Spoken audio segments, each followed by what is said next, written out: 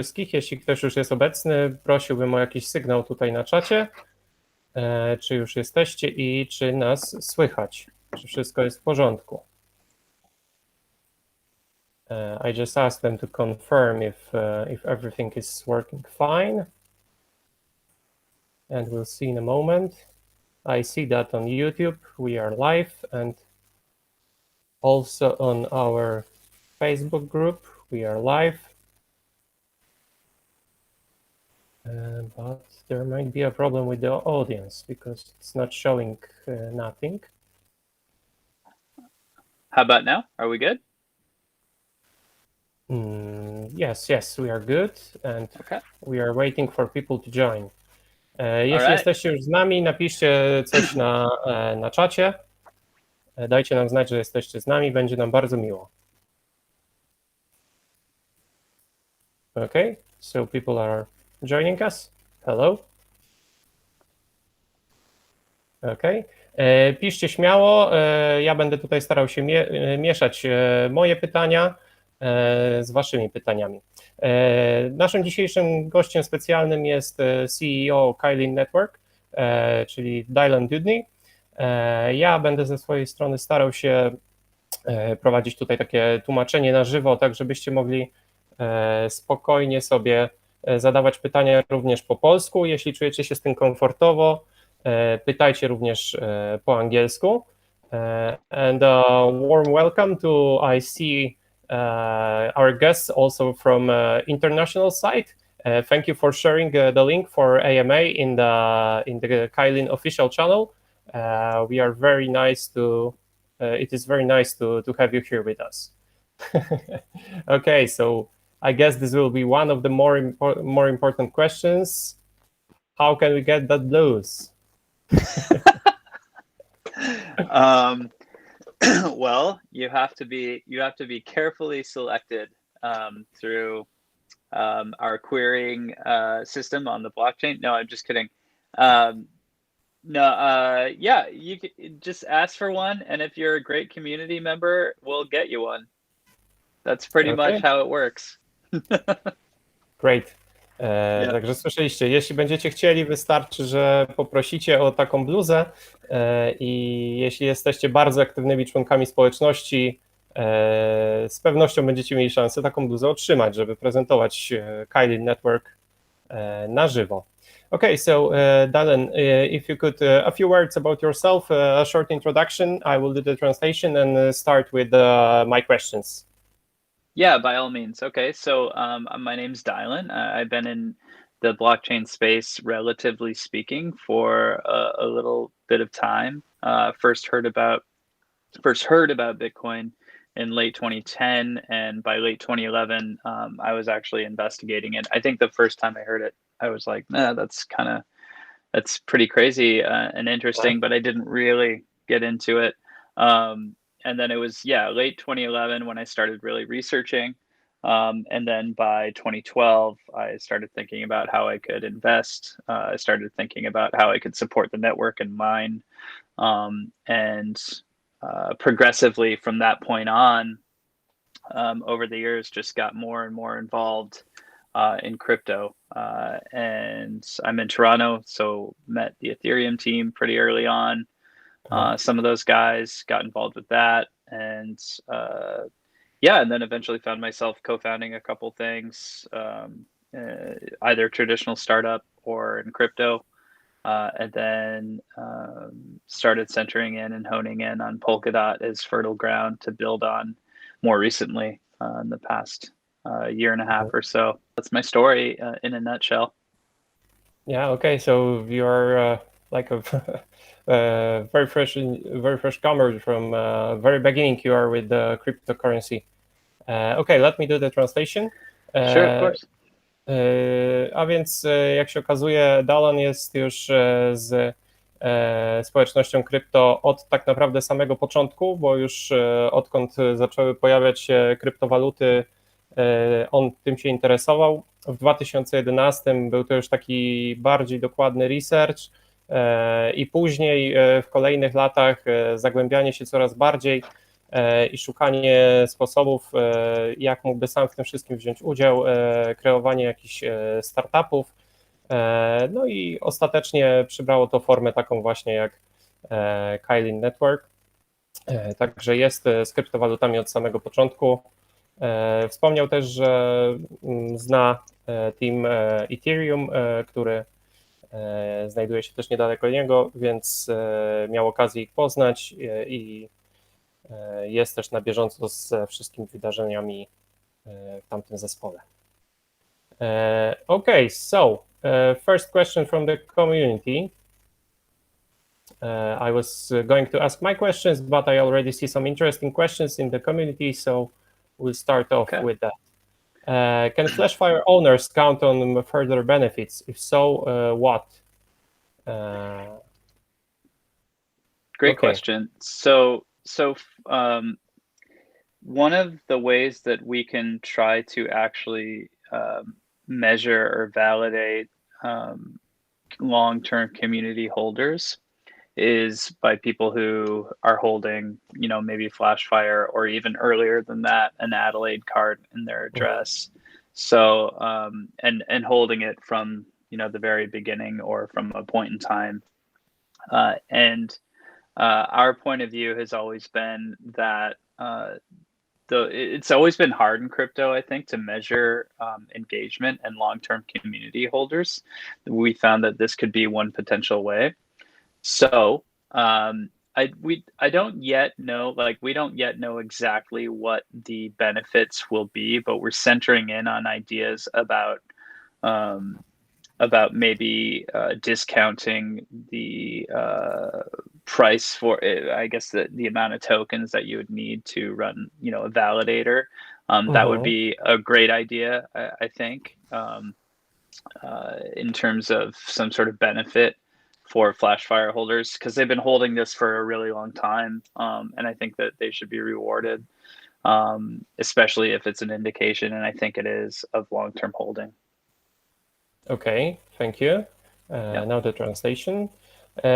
A więc tak, w ogromnym skrócie jak najbardziej możecie spodziewać się tego, że długoterminowi posiadacze karty Flashfire będą dodatkowo wynagrodzeni w przyszłości. Obecnie ciężko jest wskazać, jakiego rodzaju będzie to nagroda, natomiast z pewnością takie dodatkowe jakieś wynagrodzenie za posiadanie tej karty jest przewidziane. Dylan zwrócił tutaj uwagę na bardzo ciekawy aspekt tych kart NFT, ponieważ ogólnie, tak jak zwrócił uwagę, w świecie krypto ciężko jest mierzyć tak naprawdę zaangażowanie takich długoterminowych hodlerów tokenów. Więc tutaj właśnie te karty NFT są takim dodatkowym narzędziem, które w łatwy sposób pozwalają im śledzić, jak bardzo ktoś jest zaangażowany w projekt, ponieważ łatwo mogą sprawdzić, od jak dawna ktoś jest posiadaczem karty Flashfire albo Adelaide.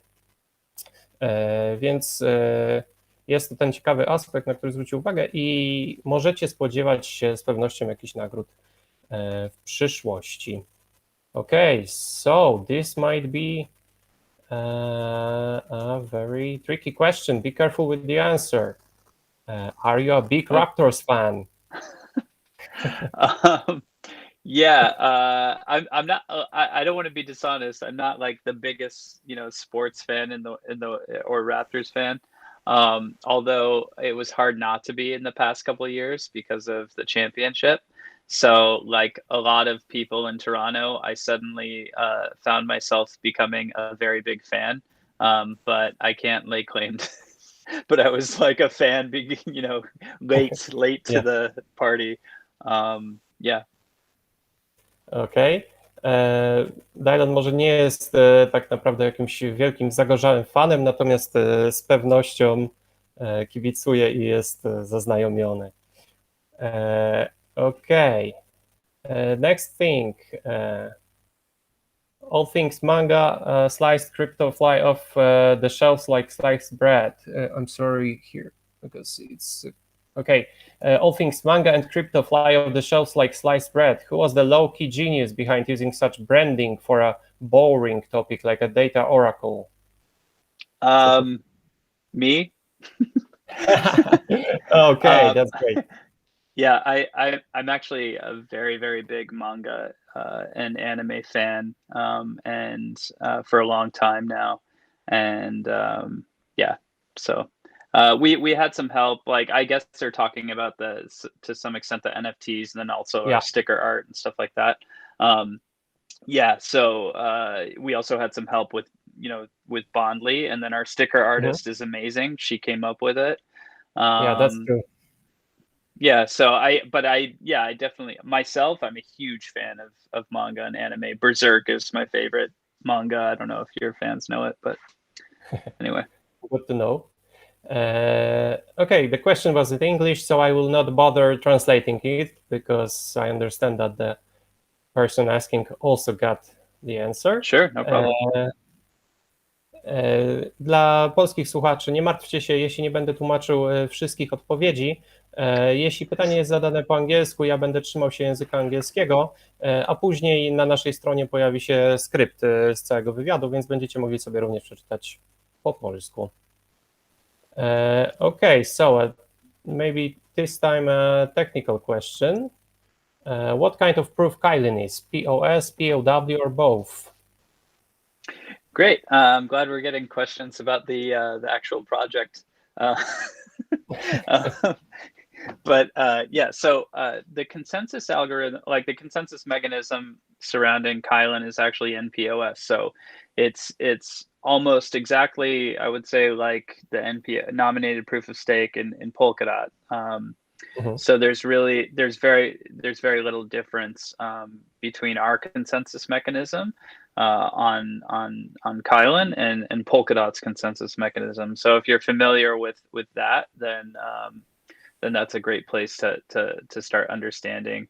I have worked on other chains that use proof of work in terms of building, like Beam, for example. We use proof of work. I think it's got a place in this application. Proof of stake, I think, is the way to go. And I think it's actually it's a trickier consensus mechanism. To build out, but I think it's ultimately a better one. Okay, thank you. Mm-hmm. And I see that Bull Sander joined us in the chat. He likes your mug. He sent it to me. Oh, really? That's Yep. awesome. Yeah, Bull Sander is actually he's basically head of our merch department, sort of unofficially. So he's the one who job, sends out a lot of that stuff. Yeah, thanks. Awesome. Okay, so I will let myself ask one of my questions, like a basic one, because it's already over a month since the launch of Kylin Network, since the TGE, and I wanted to ask you simply, what are your feelings after this first month?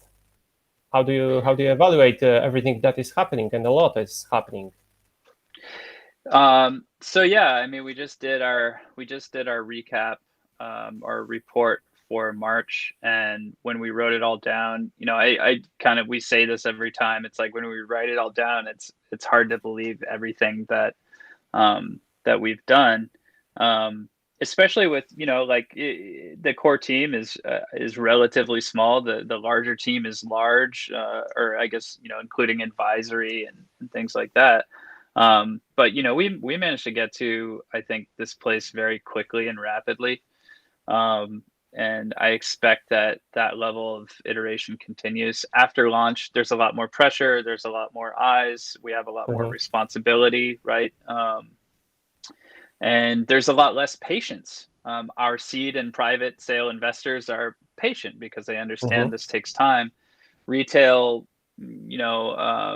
investors, or smaller, they're honestly, they're not they're not probably as patient, nor do they necessarily need to be. I mean, we need to move rapidly, but I feel pretty good about the amount we accomplished in March and what we've accomplished so far in April.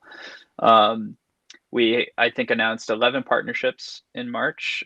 We got accepted to Berkeley Blockchain Accelerator program, which is, I mean, it's a highly coveted program. I get other other partners in the Polkadot ecosystem saying like, hey, can you put a good word in for me with Berkeley? Can we somehow get us into it?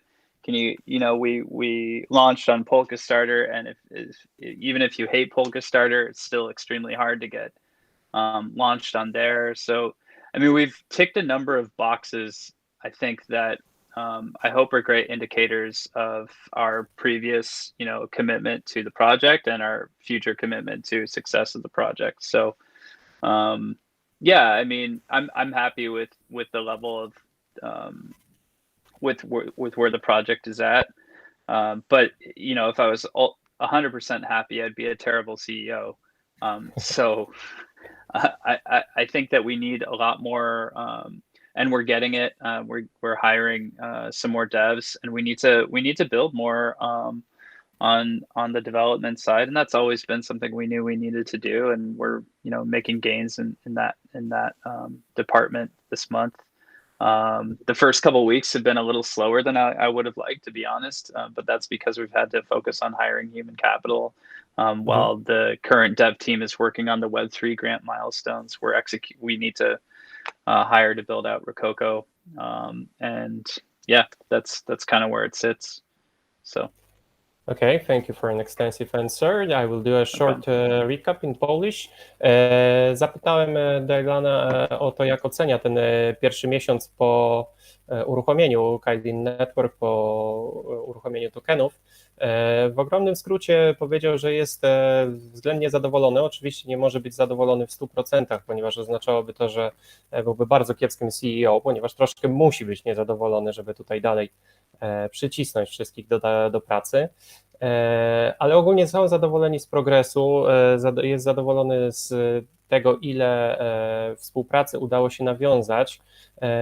Przyznał, że pierwsze tygodnie były troszeczkę wolniejsze niż sam by chciał, ze względu na to, że musieli skupić się na tym, aby zatrudnić więcej ludzi. Okay, so going forward, next question. How many devs are working on Kylin on a daily basis? Yeah, we have 5 that are full-time, and then we've got a couple part-time contributors. Those 5 that are full-time are currently working across the milestone deliverables for Web3, and then we're going to be hiring 3 to 5 more this month. And there's about 8 candidates right now that we're looking through. Those I guess doubling the number of devs has to do with that we need to rapidly develop, and we're working contemporaneously across a few different areas to get the Oracle functionality up, the data warehousing side, the querying, all of that stuff.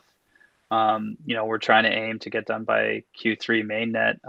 The first things that need to get built out, the priority one is getting it's really more cosmetic than anything, because it's sort of like, from a development standpoint, it's easy to set up a parachain on Rococo. So I know we get some questions about when's testnet. I mean, a testnet that's like actually working in the sense that like we are accustomed to with Ethereum. It's not really like it's not like a one-on-one comparison with Polkadot, because Polkadot is not live, right? So we can definitely set up the parachain, and we'll do that, even though it's to some extent cosmetic. But I think it'll satisfy a lot of satisfy a lot of people to have testnet on Rococo, and obviously it's a step we need to take as we head toward parachain. But that'll be the first priority with the new dev hires, is building out Rococo testnet. And just get that done, so we get that satisfied, and there's no more questions about why are you not on Rococo yet. I mean, I understand it, but it's because we've been busy with the Substrate Builders program and Web3 grant milestones. Okay, so it's a quite complicated process to coordinate, yeah. Well, from my perspective, it's hard to like, I mean, if you're bringing core team members in that are building out a product that is ultimately like what you are, I mean, it's definitely something you don't want to rush. Yeah, I mean, we're assessing that carefully, who we bring on in terms of talent. I like that philosophy of work. Next question absolutely. from Matt. Do you plan to launch on Kusama or straight on Polkadot?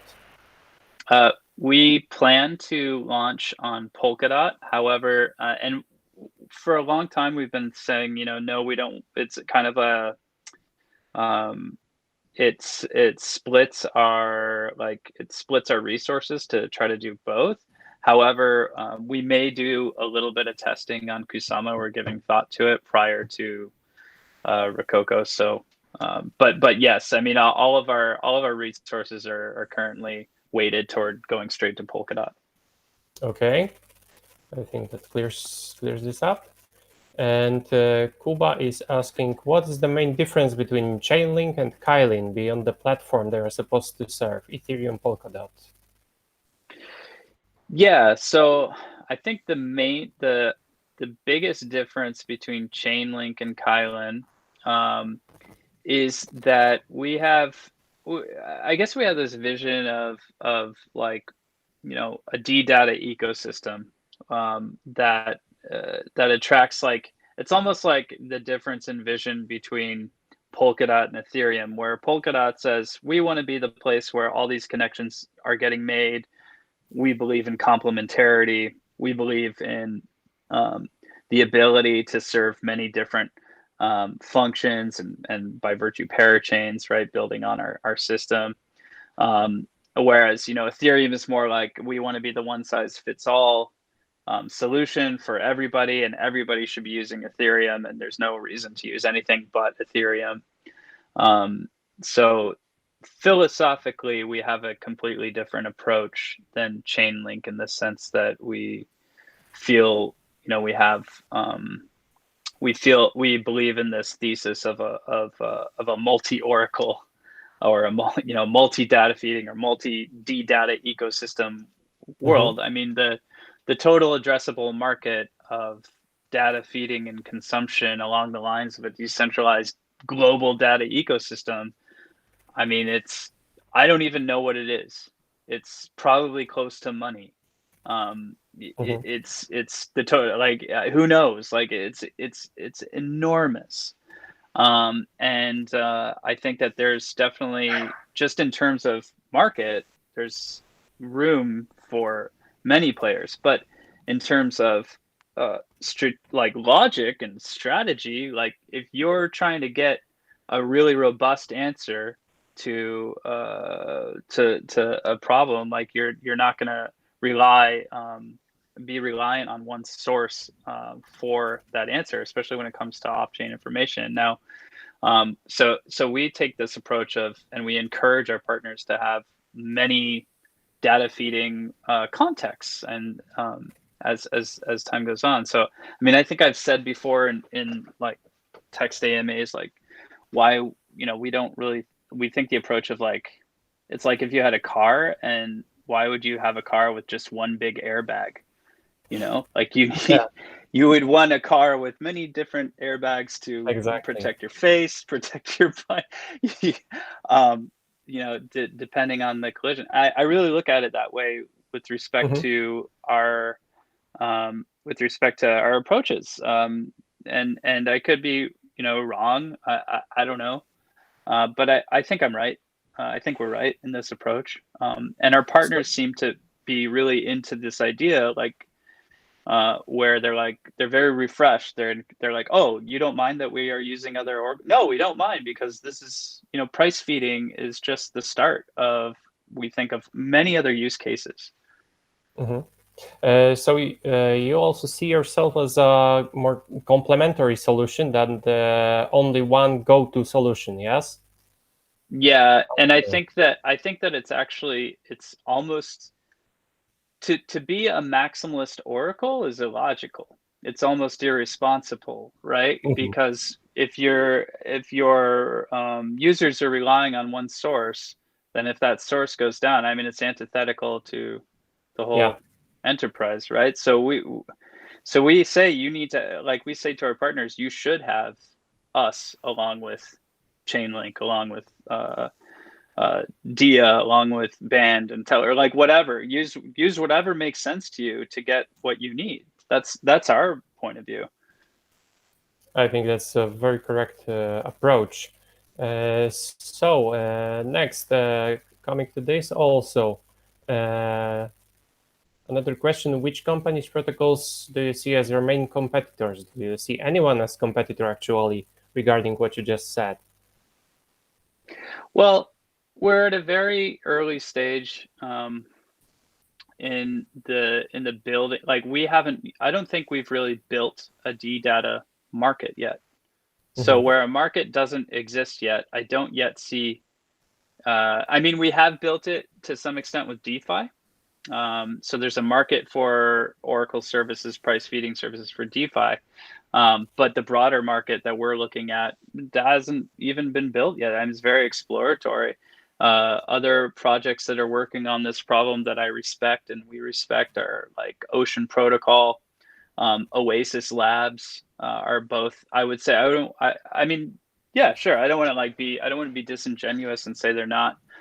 There's not a competitive aspect to how we assess them, but I do see us. I do see us being a lot more like a lot more collaborative in these early days. I mean, I think the market potential is huge. And I think that like we approach it in different ways. Like Ocean Protocol is securitizing data marketplaces through data tokens. Oasis Labs is approaching it more almost like encapsulating consumer data, whereas Kylin is sort of looking at it like let's kickstart a bunch of data feeding innovative use case parameters among hopefully enterprise, right? Where you could, for example, envision a DAO that has a stable coin in it. You contribute to a DAO full of stable coin, and that DAO automatically settles flight insurance for you based on off-chain real world information of a flight not arriving when you need it to, and you automatically get settled to your crypto wallet. That's sort of a DAO being set up as an Oracle script parameter on Kylin Network would be like, okay, let's do it, right? We really want to sort of set up the structure for innovative startups and operations to set up Oracle script parameters and data feeding parameters to create that marketplace, rather than like looking at retail to do that, if that makes sense. Actually, that makes a lot of sense and sounds very reasonable and prospective, I would say. Thanks for this clarification. And to follow up with this question, how the data marketplace will look like? What will be the use case? You just spoke about this a little. And will it be available for an ordinary user or only for companies? So I really like this idea, at least conceptually, of, like I can sell my data, who I am, and I'll monetize myself in some way, and I'll do it directly as an individual. I like it conceptually, but in practice, I think it'll be difficult for many people. I mean, it takes time. This is why we have companies and why we have projects to disintermediate a lot of that stuff. I see it happening more so like I think that sort of like individual relationship to monetizing the self can happen more so on the level of like I mean, we'll see. There'll be interesting use cases that I don't consider, but I think more likely than not, we're going to see the birth of a lot of DAOs, like to handle this stuff where, so yes, as an individual, like, I mean, either DAOs or projects, right? Where like, I set up like elections.io or something, and then, that's not as much of an individual level, but I set up some DApp, right? Or I set up some DAO that people can hook into, that then connects to the network, rather than like I'm going to upload all my information directly to Kylin Network. I don't see that happening as easily, because I see a lot of like it's just too much work, I think, usually for individuals. And I think individuals more hook into the idea of like, oh, okay, automatic flight insurance. Oh, that's cool. Like I'll just get paid right away. Like I don't have to worry about so I do see it more so companies. Sorry, it's a really long answer, but I do see it more so companies than individuals. Although individuals will have a place within companies and choosing to share, you know, levels of data within different companies, enterprises, projects, and DAOs, right? Like you can choose. So we'll see. But I think it's going to be much more of like an enterprise level thing than an individual thing. That said, like I do like the idea. Sorry about this. No worries. I do like the idea of token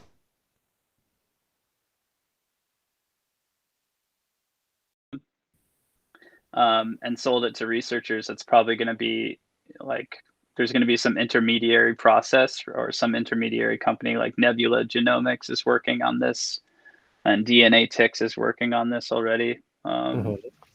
So, but we provide the marketplace, right, for people to buy and sell this data. Great. I think that the topic of what you mentioned is monetization of genome could be itself a topic for like a whole AMA. And I would be also very interested in hearing about this, but maybe next Super time. Cool. Yeah, it sounds really impressive, like future stuff, really. Yeah, I mean, it's actually you know, spending like 2 or 3 minutes on it. It's actually like a use case. Like it's happening right now, where if you send your DNA or whatever, you get your DNA checked by 23andMe. On the back end of it, they're getting revenue generation from selling your genomic information to researchers. And some people who have like rare genetic diseases, you think you have this big problem, but actually you can make a lot more money on, not to be insensitive, but you could make a lot more money on your genome for researchers than just normal people. So it's that's kind of an interesting nuance. I just let myself translate this into Polish, because that's a Sure. very interesting piece of information. Nie wiem, czy wiecie, ale istnieje już, Dylan tutaj wymienił kilka firm, które zajmują się handlowaniem informacjami na temat ludzkiego genomu. Więc jeśli bylibyście zainteresowani sprzedaniem informacji na temat swojego DNA firmom, które zajmują się badaniem tego i cierpicie na przykład na jakieś rzadkie schorzenia genetyczne, to za takie informacje możecie podobno naprawdę dobrze zarobić. Okay, so I'll move to the next question. It's Ligan asking on our YouTube channel. Will it be possible to speed up the launch of mainnet from Q3 to Q2 with the new hiring of new devs? Yeah, it's possible. Maybe not probable, but possible. So, I mean, part of getting to mainnet is also contingent on Polkadot too, right? Polkadot has to get to a functional spot as well. So, I mean, it won't just be, although we do fully expect it to be there by Q3. So it won't just be on Kylin, but I think certainly the Oracle functionality will be built out by Q2. If we need to rush and figure it out, you know, at least that, you know, basic price feeding, getting off-chain data on-chain. I mean, the data warehousing and querying side and broader, you know, the broader context of a decentralized data marketplace, maybe that's not built out, and maybe we can get, you know, just those functionalities out because they're proper use cases already by Q2. That's a possibility for sure. And I mean, that's I think that's totally in the cards because it's the low-hanging fruit for us, and it's already of the 3 sections of Kylin. One is, you know, obviously the Oracle functionality, getting off-chain information on-chain. The second is querying, which is getting on-chain information off-chain, like being able to basically like Google Polkadot.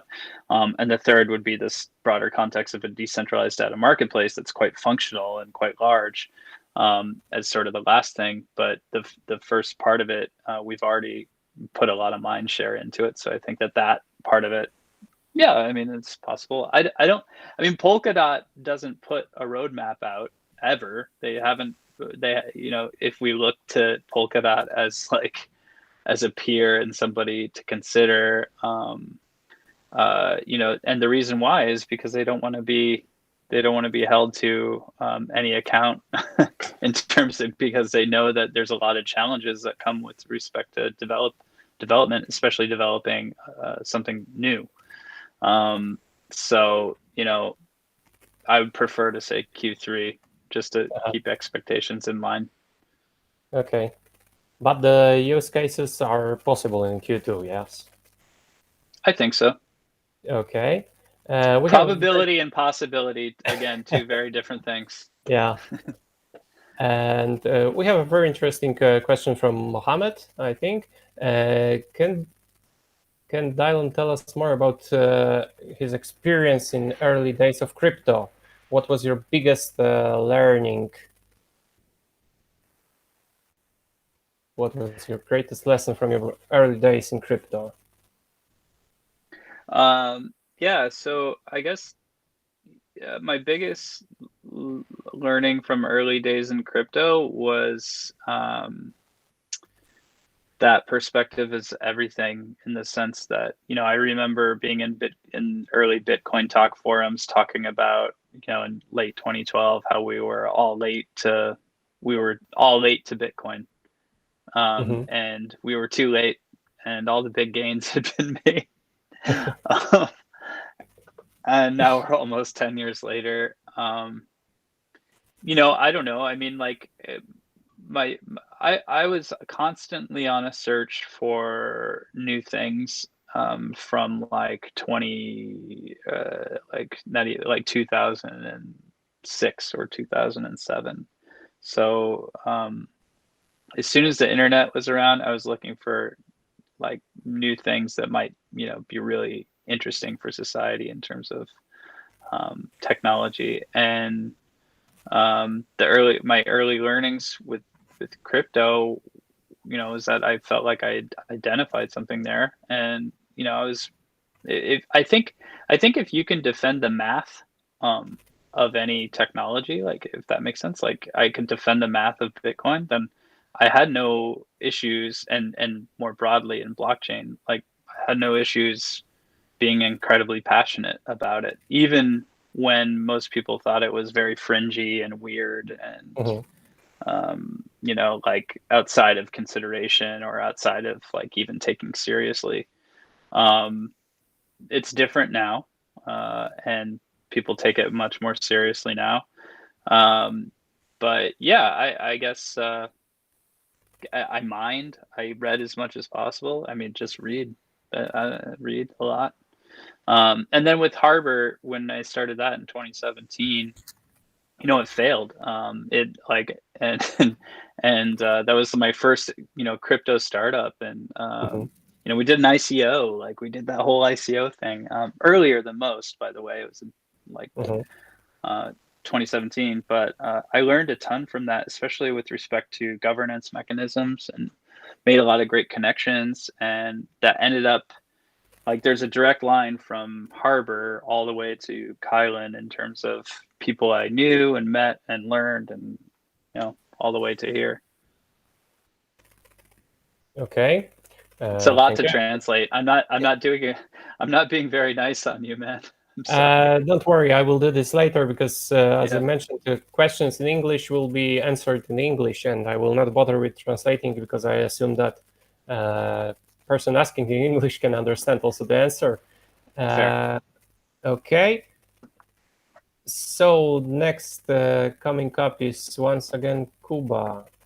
One of the use cases for KYL is staking to be an arbitrator, and I would like to know what kind of arbitrage can we have on Kylin Network, and what are the benefits when staking starts? Yeah, sure. So just to be clear, I assume arbitrage, they just mean yield. Arbitrage would be sort of like a different, just in terms of language, would be probably a different functionality than I think they're asking. So in terms of staking to be an arbitrator, we're working on exact amount of KYL. It will have to be a meaningful amount, right? Because we don't want it to be just anybody can. It wouldn't be like a really like how can I? What's a great way to analogize this? Like you wouldn't want to like decide to build a skyscraper and ask everybody off the street to come in and help you build it. So with all due respect to our community, you need to have some trusted people to lay the foundations, right? And they need to be invested where they're not just going to come, onto the job site, eat a couple sandwiches, and leave. If that makes sense. So we really need to make sure that in the beginning stages, we don't have the capacity for bad actors to flourish. And so the amounts that need to be staked, we'll have a vetting process. So I mean, to a large extent, it'll be fairly centralized in the very beginning, in the sense that the Kylin board will have a sense of who has the technical context to be able to support a validator node and arbitration node. I mean, it's sort of like one and the same. In a way, and they'll have to have a meaningful amount to put forward for it. Now, the rewards are great, in my opinion, for having a validator node or an arbitration node. Arbitration is, I believe, 10%. And validators actually we call miners, really. So and mining is 40%. Of the rewards. So yeah, I mean it's definitely like, if you believe in D data and you're and you have the technical skill and acumen to make sure that you can run a node without any downtime, and you can stake a meaningful amount of KYL. I think we have it set at something like the first validators at 100,000 or something KYL, which when we started this didn't seem like a huge amount, but now that we have this price action, it's sizable. So we may adjust, we may not, but we will have a vetting process, and under our sort of like, we're calling it the 100 validators program. And we'll have more information as time goes on with that program. And we have a lot of people interested to become validators on the network. Either an arbitrator or not. Arbitrators are a little less because they do a little less work in the sense but we need to have them, because whoever's providing the information needs to know that they can get shot. Basically, I like to say that they can be killed if the information is not good. So yeah. Okay. The explanation about rewards, so we'll be surely looking forward to more information on that, because the numbers look very good when you mentioned them. And Chris is asking also, I've read you are across with the chainlink and the graph. Do you agree with this?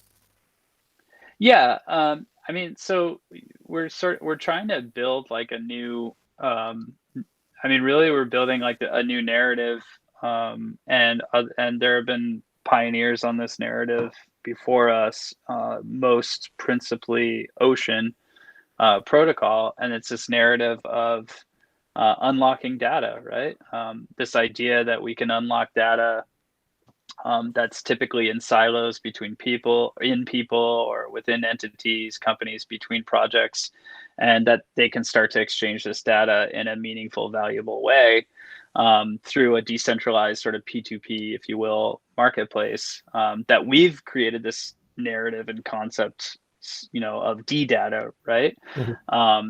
And so to answer the question, we had to find sort of a way to help conceptualize and educate our community on what we actually were or represented, and what the applications could be.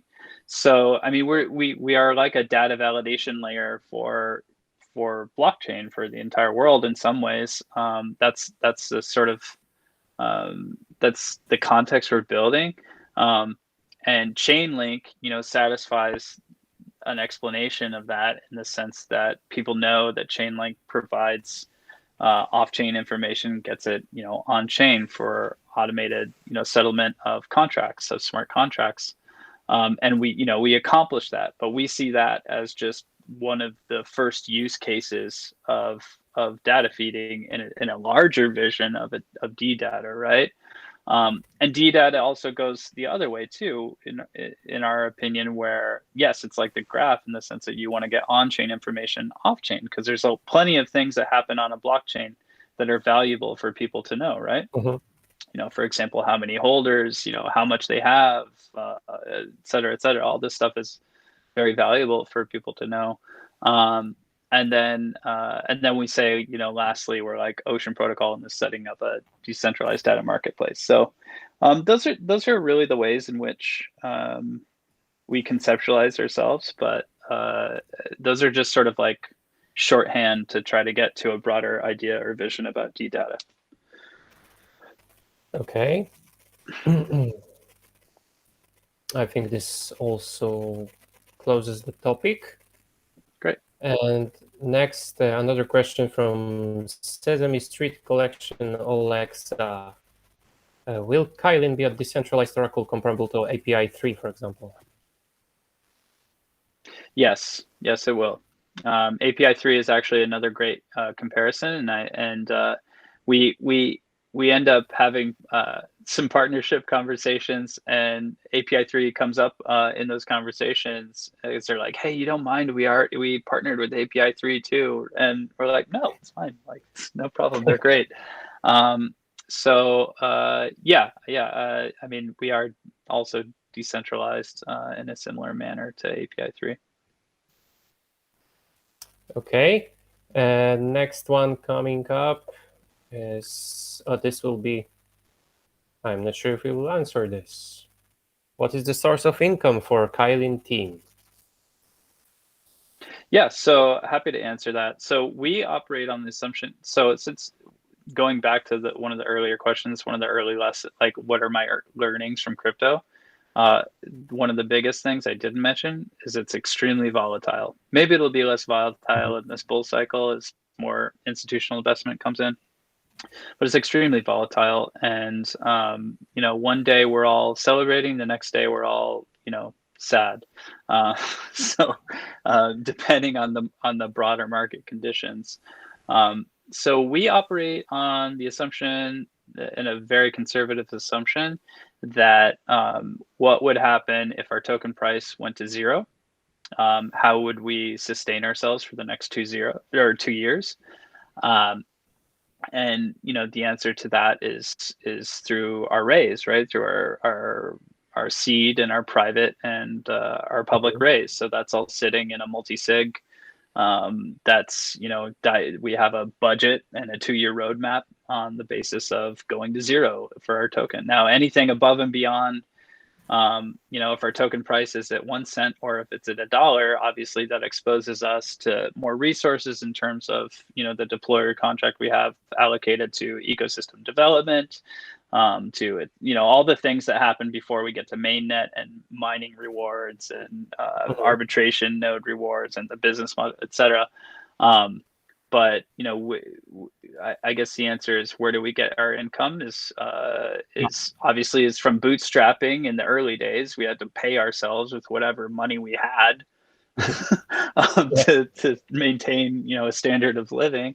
And then after raise, it's based on the raise, right? The amount of money that we raised.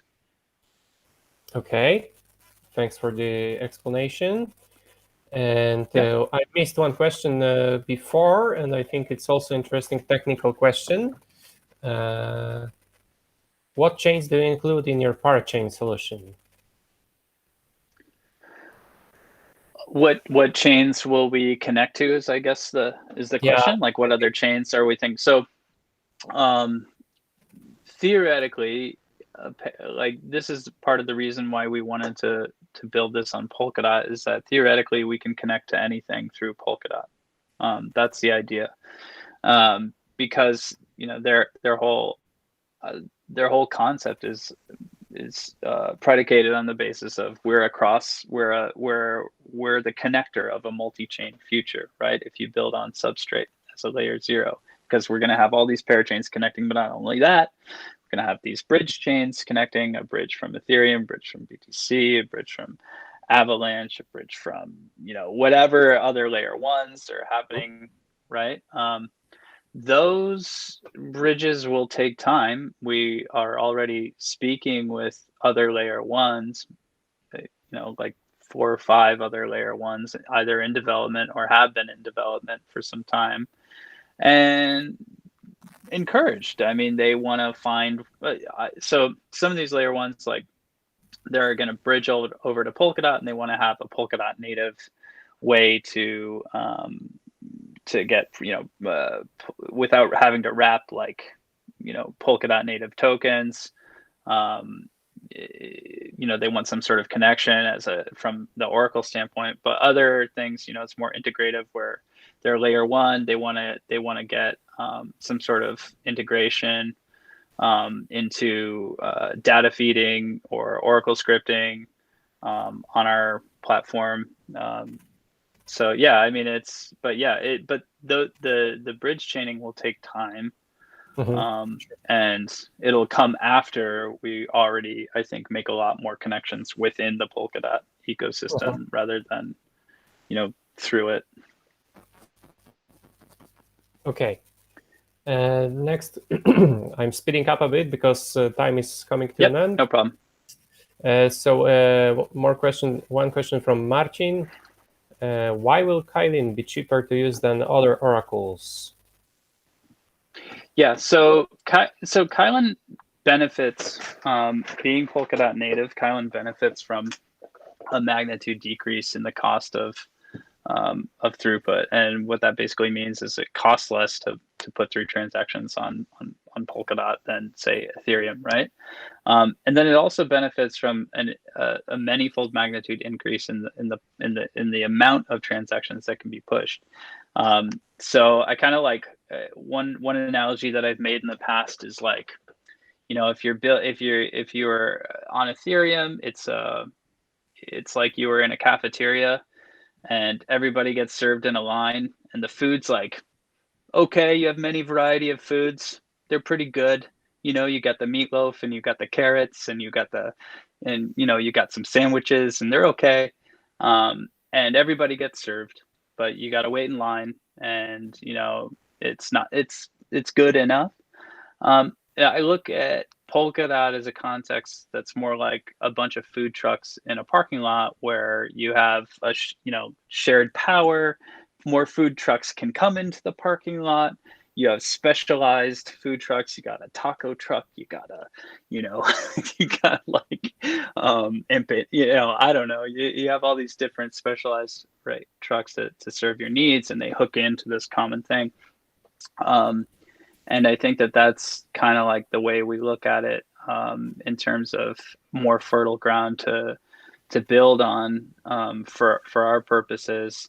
We can operate more efficiently and at a magnitude decrease in costs, as opposed to other oracles that are using Ethereum as a context to build. And this is evidenced by where everyone's going. I mean, Chainlink is now built a pallet on Substrate. The answer, why would they do that? Well, because they realize the potential there, right? Many other oracles are, every project I run into is wants some sort of Substrate Polkadot exposure.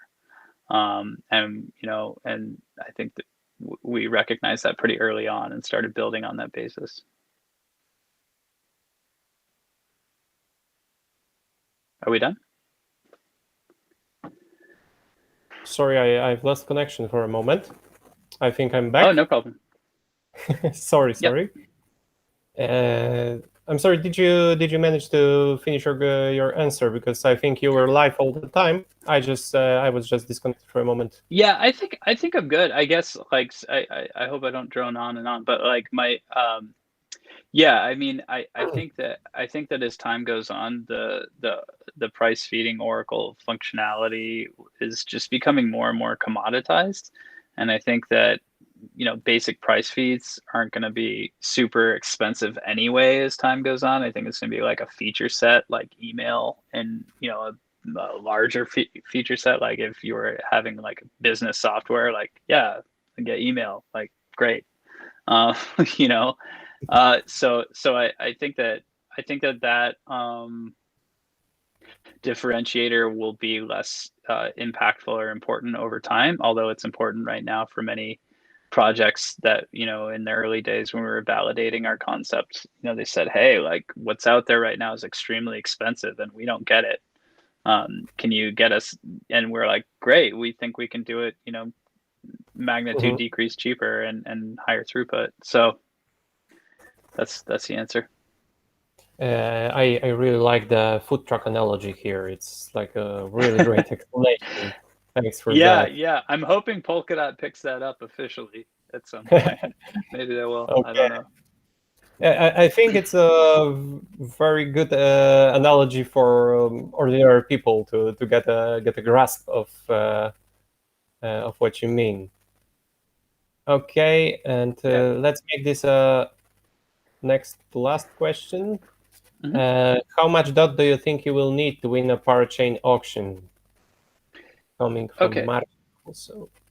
Yeah, there are some assumptions built into this that I could explain a little bit, but I'll just get to the point where the consensus right now seems to be anywhere between 500,000 to 1 million DOT, and more on the side of like the higher side of that. Most people seem to think 1 million DOT is going to be around the amount that's going to be needed to win, a parachain slot at auction. And obviously that's a pretty big number. But I think we're going to be okay. We're putting together a community parachain lease offering program that I think is going to be really simple to understand. And one of the key things to understand with the parachain auctions is if you're doing a community PLO, like whatever DOT that you lend to the project for it to get its, the project you liked, for it to get the parachain, I mean, it's got your rewards will have to be higher than the optimal staking for DOT, which is 12% APY, right? Roughly. So that's an important consideration for our project and for any other. We need to offer rewards that are higher than that, or compel some incentive mechanism that's higher than that in the native token. And I mean, that's what we will do, because otherwise I don't think it makes sense to people. I mean, we'll see how it all shakes out, but I mean, I think the minimum is you need to offer some sort of reward for parachain auction, for your own project's parachain auction. That's higher than 12%. But yeah, it seems like 1 million DOT is a consensus that it'll take to win. Okay, thanks for this answer. We have some more questions, but I will have to unfortunately finish because it's like we were scheduled for 1 hour, so the time is coming to an end, and I will just sum up with one to many people most important question. Sure. Dylan, can you tell us when moon?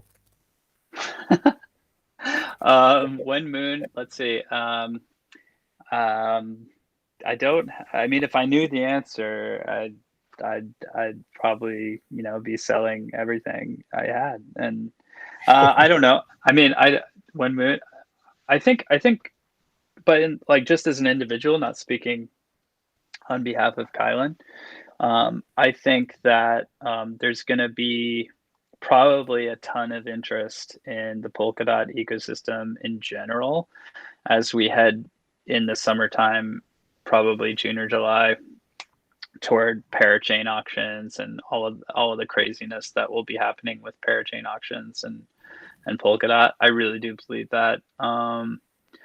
And I mean, because what's going to happen is a lot of supply is going to be wrapped up in these parachain auctions, right? Like a ton.